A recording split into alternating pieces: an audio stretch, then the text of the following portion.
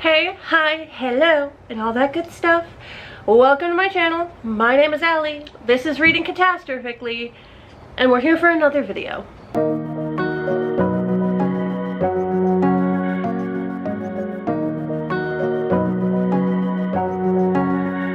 So, I'm a blonde now. We'll just get that out of the way. I'm a blonde now. I've been blonde before. If you have been on my channel for a long time, you've seen me go through a lot of different hair colors. Like a lot. But currently, we're blonde. And I've been brown for a really long time, and I was so bored. So bored of it. So we went blonde. This is only after one bleaching from like the really dark brown, so you can see, I don't know how much you can see on camera, but especially in like the light in person, you can see that there's a lot of different colors going on. It's mainly, it almost looks like it's on purpose because it's like light and then kind of into dark, so it doesn't really look too bad. But I am going to, in a week after it's had a little time to rest, absorb some more of its natural oils, I'm gonna bleach it again and get it all to more of a kind of platinum. Today I'm bringing you a book haul with a lot of books. They're all stacked right in front of me on my desk, and there's a lot of them. They were all really cheap, I can tell you that much. I got a lot of books for very, very cheap throughout this entire year, and I think this is the majority of all of the books I've gotten the whole year. I sure hope so, because this is a lot of books. And also my tastes have changed a lot, which I'll be doing a video on that at some point, where I just kind of have a little chit chat with you about how my tastes have changed, how my reading has changed, how everything has changed. But right now, let's just get into this book haul, and I'll stop blabbing at your face. So let's just go ahead and get started. Let's start with this giant pile of horror thrillers. This is How We Fall Apart by Katie Zhao. It says, study hard, betray harder. Ooh, it's very shiny. This one is supposed to be a kind of more thrillery, sort of Gossip Girl POC story. And I don't know, something about the cover had me really interested.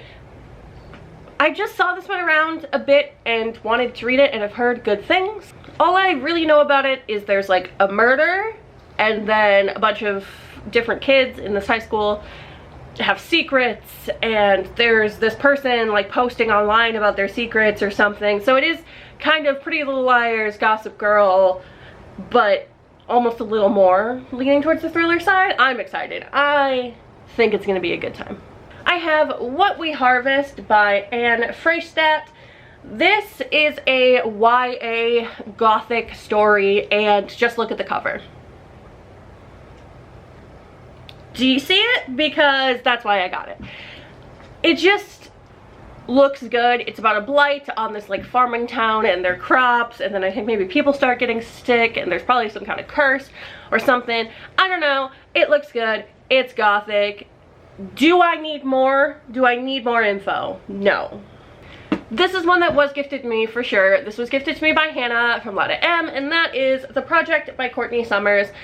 This is a culty thriller, and I have found lately that I love culty books. I love books about cults. I love shows about cults. I love cults. That sounds odd. I love fiction about cults. So I'm excited to read this one. I've never actually read anything by Courtney Summers. I know she wrote Sadie, which I never read because I think it's like a lot of podcasty format, and I don't oftentimes love reading that, and I can't really do audiobooks. But I'm excited to get to this one. I've heard good things. Hannah read it. She didn't feel the need to keep it, even though she said it was pretty good, and she sent it my way because she knows that I love a good cult book. This was last month's book of the month that I picked up, and that's Small Angels by Laura Owen. This is another gothic-y one. The woods are stirring again. Look, I love a creepy wood. A creepy wood is where it's at. So I'm hoping that this creepy wood will redeem the creepy wood books I've read this year, because I've read two other ones and one of them was pretty good. The other one was not so much. So we'll see if this one is good. I know I'm not telling you a ton about these books, but I'm not going to read the inside synopsis of every single book, because we would be here all day and I don't think anybody wants that. So we're trying to keep this video a little on the shorter side, but I will read you just like the first part of the synopsis for this one. In a hypnotic tale of sisterhood, first love, and hauntings, a wedding in a small English village stirs up unsettling magic and forces a troubled family's secrets out into the open. Sounds interesting. Good enough for me. This one is interesting because I don't think I've actually seen it anywhere, and this is Eat Your Heart Out by Kelly Davos. I mean, okay, you've got this probably teenage girl murdering a zombie with like a canoe paddle oars thing, and it's all pink and colorful. I don't know what this is at all, but this cover. This one I will read you the synopsis of because it's just, I'm super interested in seeing what this book is like. Vivian Ellenshaw is fat, but she knows she doesn't need to lose weight. So she's none too happy to find herself forced into a weight loss camp's van with her ex-best friend Allie, a meathead jock who can barely drive, and the camp owner's snobby son. When they arrive at Camp Featherlight, gross. At the start of the worst blizzard in the history of Flagstaff, Arizona, it's clear that something isn't right. Vi barely has a chance to meet the other students of her pod, who all seem as unhappy to be at Featherlight as she does, when a camper goes missing down by the lake. Then she spots something horrifying outside in the snow. Something that isn't human. Plus the camp's supposed miracle cure for obesity just seems fishy, and Vi and her fellow campers know they don't need to be cured of anything. And the creature Vi spotted, turns out it's a zombie. And it's not long before Camp Featherlight's luxurious bungalows are totally overrun. What started out as a mission to unravel the camp's secrets turns into a desperate fight for their lives, one that some campers won't survive. This definitely just sounds interesting, and I had to grab it. It was another one of the ones that I got for super, super cheap, and I had to grab it. I have to give it a shot. I don't know if it's going to be any good or not, but perfect for October. We have got The Haunting of Las Lagrimas by W.M. Cleese. This is a gothic haunted house tale. It's a Victorian gothic haunted house tale, and it says it's a ghost story. Victorian gothic ghost story. Again, I don't need to know more. If it's gothic, that is all I need to know, and I'm probably gonna want to read it. But gothic is a genre or a subgenre, whatever you want to classify it as, that I've gotten more into very recently within the last year or two, and I'm trying to find what I really love in those kinds of books. So I'm still kind of finding my tastes in gothic as a whole. So just anything gothic, I want to get my hands on it. And this was actually one of my Waypoint subscription books, and I've been reading quite a bit of Victorian gothic this year, and I'm excited to get to this one. This is one I've seen around but haven't actually heard a lot of people talk about after it came out, and that's Within These Wicked Walls by Lauren Blackwood. This is about basically an exorcist who didn't finish her training or something and can't get proper jobs. So she takes this job that a bunch of other exorcists took. No one can take care of it.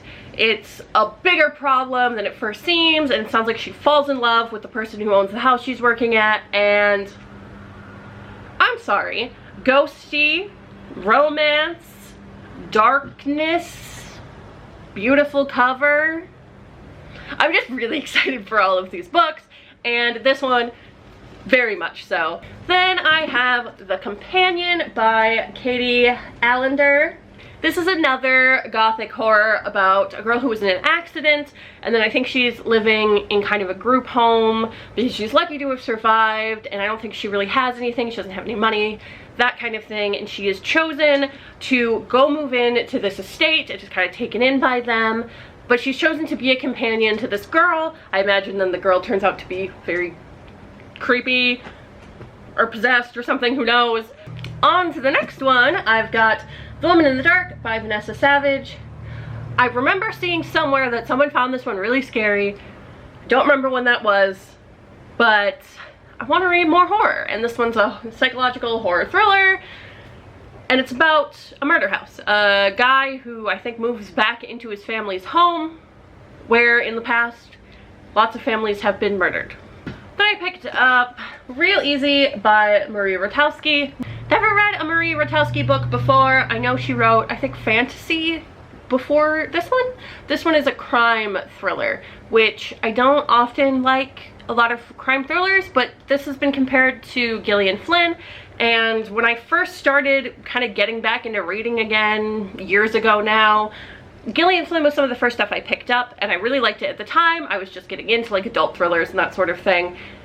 I don't know if I tried to read those now, if I would find them boring and basic. Who knows? But at the time I really liked Gillian Flynn, and this has been compared to Gillian Flynn as a crime thriller. So I'm gonna go ahead and give this one a chance. This is about dancers at a strip club, and then some sort of murder. Things happen. Then I've got a YA one, which is The Ravens by Cass Morgan and Danielle Page.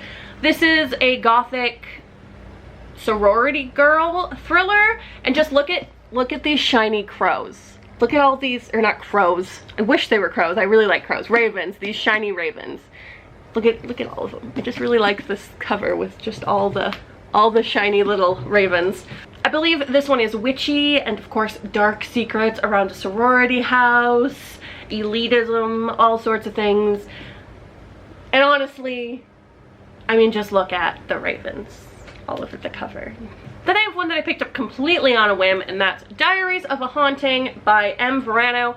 When this came, I looked at it and went, oh my god, why is it so chonky? It's 2 books. It's 2 books. It's Diary of a Haunting and Possession. So they're both haunting stories along the same lines that have been bound up together. I don't know anything about either of them. I just kind of want to read more straightforward horror. So I saw this, I saw the cover, and I went, wow, that's very straightforward horror looking. I'm just gonna grab it. Then another YA one is Don't Tell a Soul by Kirsten Miller. Love this cover. Haven't heard anyone talk about this one. I hadn't actually heard of it until I saw it. This is another gothic one with a kind of creepy house and a bunch of missing girls that apparently may have died in the house that this girl now lives in. It's another one where I didn't really need to know more than that. I just really liked the cover. I liked the idea of it. And I hadn't really heard anyone talking about it. And I find myself drawn to books sometimes that I'm like, wow, what is that? I've never heard anyone talk about that. Now I want it, and then I get it. Yet another YA one. We have The Taking of Jake Livingston by Brian Douglas. This is much smaller than I thought it was going to be. It's quite short. It's not even 250 pages. This one really sounds like it's gonna hit a lot of hard topics. It's about a school shooter that I believe is now dead, or someone who was planning a school shooting, something like that. And this guy can see ghosts, but he doesn't really want to. And then he gets somehow wrapped up in something to do with the ghost of this would-be or was school shooter. I'm not sure if there was a school shooting or if it was just threatened. But I don't know. I'm really intrigued. And also, I feel like this one's gonna be hard to read at times. This one, the title is just kind of funny because the title is, This Is Not a Ghost Story. It's probably a ghost story. This is by Andrea Portes. I don't really know anything about this one. I really like the font. I know that's probably a silly thing, but I really liked the font. And then the little house. I think it's a cute cover. I have a feeling this one might lean more towards literary rather than like straight horror thriller. I think it's a little more literary. I think things in it might not be as literal ghosts as more the idea of ghosts. I'm not sure. It gives off those vibes. I could be totally wrong, but I'm excited to get to it when I get to it. Spoiler alert, I got this one that I am reading next month for Gothtober, and that is Parallel Hells by Leon Craig. This is an anthology. I don't read a lot of anthologies, but this is a bunch of gothic short stories, and I want to give short stories more of a chance because a lot of the times I don't love anthologies. I don't know why. I don't know what it is about short stories that doesn't capture me as much, but a lot of the times I struggle with them. So I'm excited to give a gothic one a chance and see if I like it. I have Lake's Edge by Lyndon Clipstone, which I've had my eye on since the first time I saw this cover. It is a gothic, spooky house romance, dark stuff, possibly like a demon dude. I don't know, it sounds so good. I'm so excited. I really hope it is good. I'm gonna be so sad if it's not, but also probably not super surprised if it's not. I don't know if this is gonna be good, but I just hope that it is. This one is surprisingly tiny. Like it's very small. Like here's a regular hardback, here's this. Why is it so small? Why is this so small? I don't know. But this is In the House in the Dark of the Woods by Laird Hunt. This sounds wild. This one I will read you the synopsis of because I have no idea what's going on. In this ingenious horror story set in colonial New England, a woman goes missing. Or not missing. Perhaps she has fled, abandoned her family, or perhaps she's been kidnapped and set loose to wander in the dense woods of the north. Alone and possibly lost, she meets another woman in the forest. Then everything changes. On a journey that will take her through a wolf-haunted wood, down a deep well, and onto a living ship made of human bones, our heroine is forced to confront her past and may find that the evil she flees has been inside her all along. What? What? All that's gonna happen in this little book? She's gonna go a bunch of places and do a well and creepy stuff and then a pirate ship of human bones all in this little book? What? This is the last of the horror-y, thrillery, gothic-y stuff. That is Rules for Vanishing by Kate Alice Marshall. This is one, I think, about a creepy wood where people disappear. I think it's like a sister goes into the wood and she doesn't come out and the other sister goes in and looks for her. Something along those lines. And it's another one that, it's gothic, I like the cover, I like the sound of it, so here it is. I'm gonna quick talk about the three nonfictions I've picked up recently. First of all, there is Unmasking Autism by Devon something or other. I don't remember exactly. I just know it's by the same author of Laziness Does Not Exist, which is a nonfiction I really, really enjoyed. I thought there were really a lot of good points in it, research, all sorts of things. And as someone who is autistic, I wanted to read this one because it's by the same author and I don't know, I want to read it. I actually have another one that's also an autism one, and that is But You Don't Look Autistic at All by Bianca Toeps.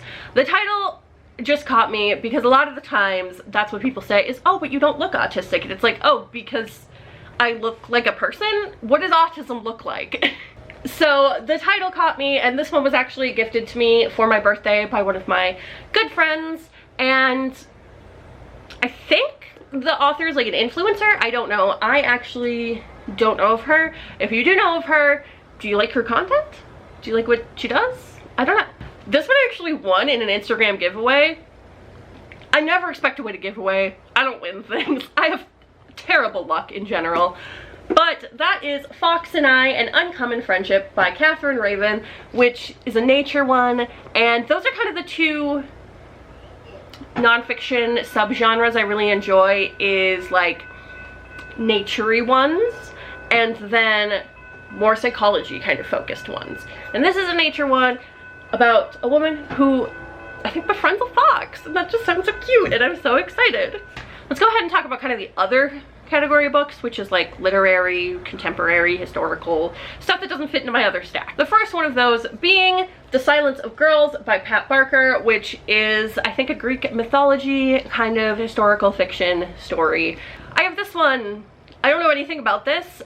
I remember hearing someone say this was really scary, I think. I thought it's a horror, but now after reading the back, I'm not sure. It's At Night All Blood is Black by David Diop. This was the winner of the International Booker Prize last year. I don't know what this is.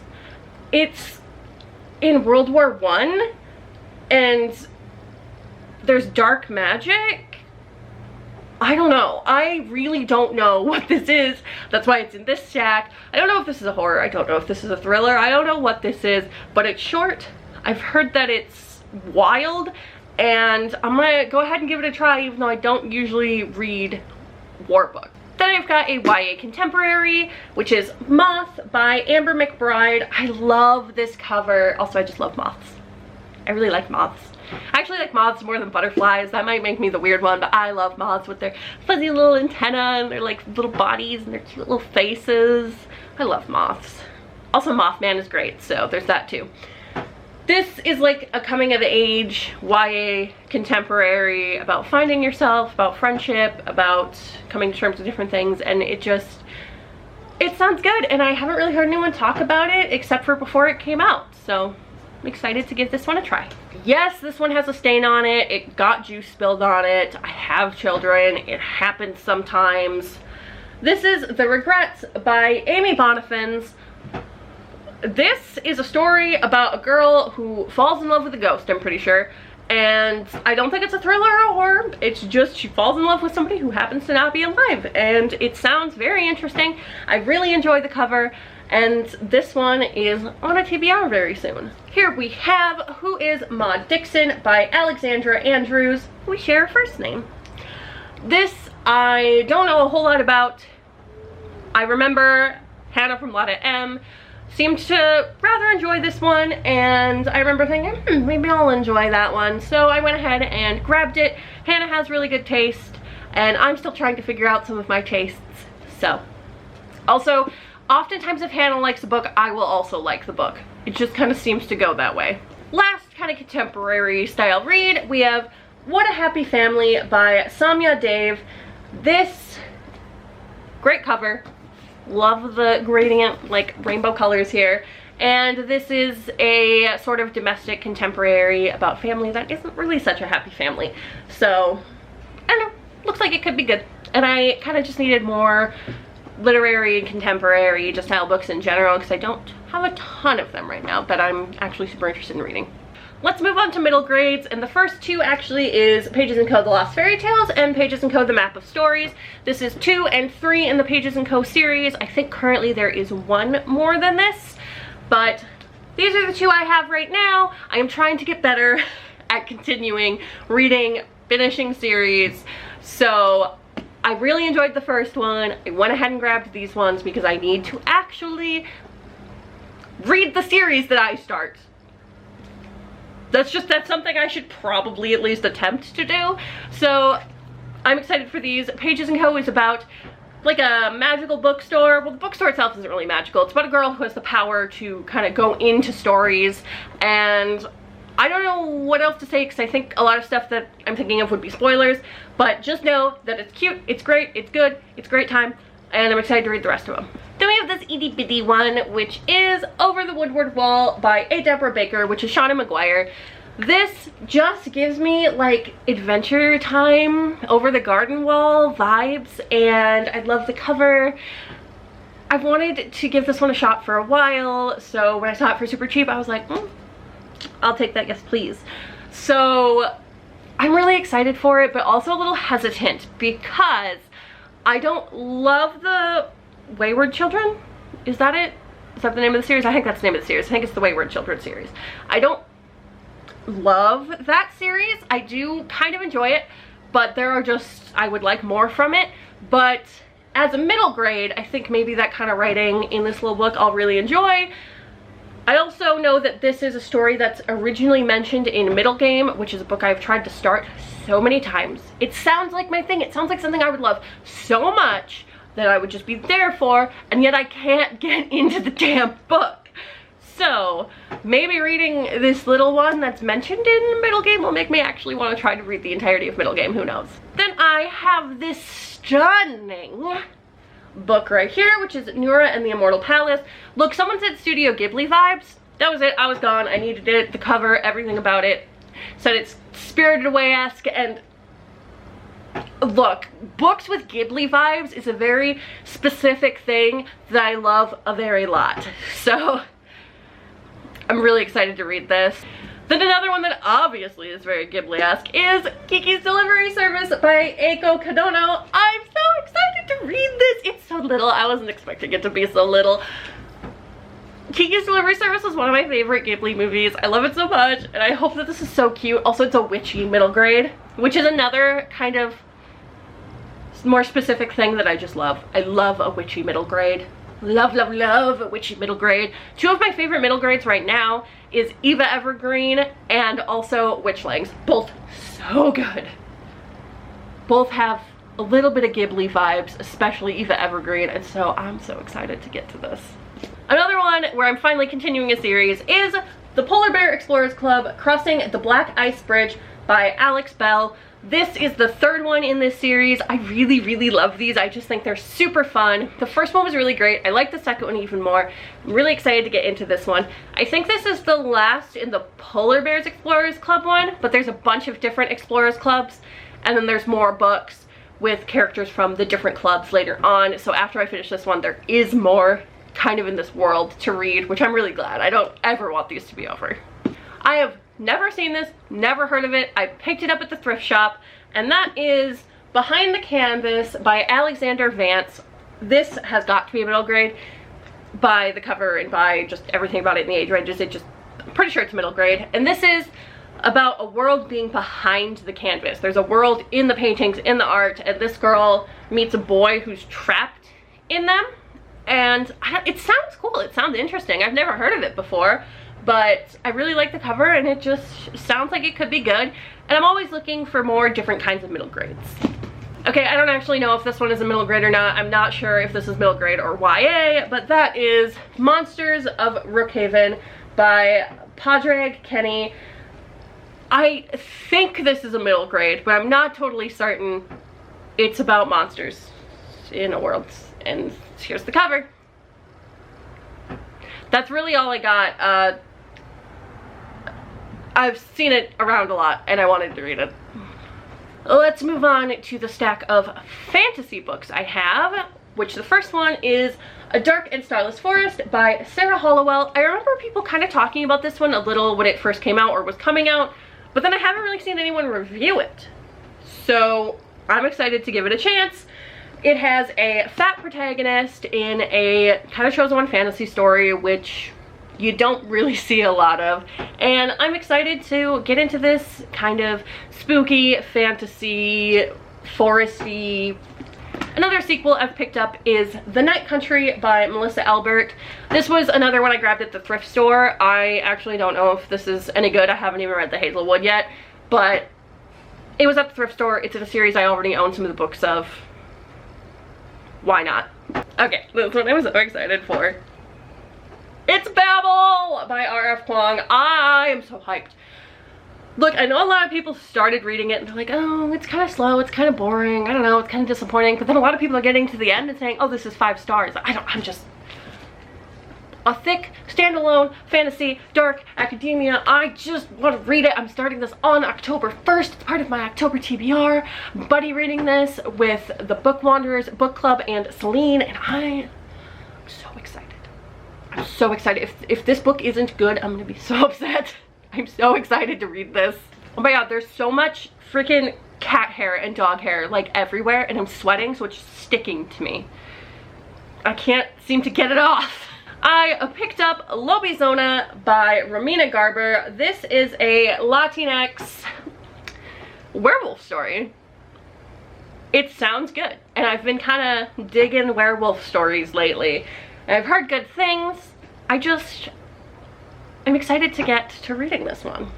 I haven't seen anybody talk about this one, but I've seen it a couple times and I finally grabbed it, and that is Kill the Farm Boy by Delilah S. Dawson and Kevin Hearn. It's a parody, comedy, fantasy story.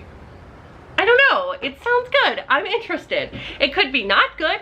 It says we're gonna need a bigger goat, which I think is hilarious. I hope that it's a fun time. Got a YA one, which is Beasts of Prey by Ayana Gray. I've just heard such good things about this. Oh my god. It's fine. I'm excited. I keep hearing really good things about it. And it's, I think, a little bit dystopian maybe. It's a fantasy world and there's a hunt and going into a jungle, and I'm just excited. I just keep hearing it's so good. Then I grabbed Blood Air by Amelie Wen Zhao. I have heard mixed things about this one, but I'm still really intrigued. It's a YA fantasy with kind of on the darker side, and those are the YA fantasies that I actually seem to be able to enjoy. Sometimes YA fantasy hasn't always been clicking for me, but some of the newer ones, especially some of the ones that are kind of a little bit darker, I think I could really like. So this is one of those, and I think Lizzie from Lizzie is Elf just read these. I think she read like all of them and enjoyed them quite a bit, so we'll see. Okay, look at this. Just look at this. This is Little Thieves by Margaret Owen. This guy right here with the little deer skull, and then just I'm just obsessed with this cover. I don't know what it is exactly. I think it feels like an anime. Feels kind of like an anime. This sounds so good, and it's like she takes the place of a princess or something, and then has to deal with the fiance who is like a demon god thing, and I don't know, it sounds so good. I don't know what it is, but I want to read it. This is one of the Lunar Book Club picks from Waypoint Books. I haven't gotten to a lot of the Lunar Book Club picks, and especially since they keep being chunky, this is another chunky one.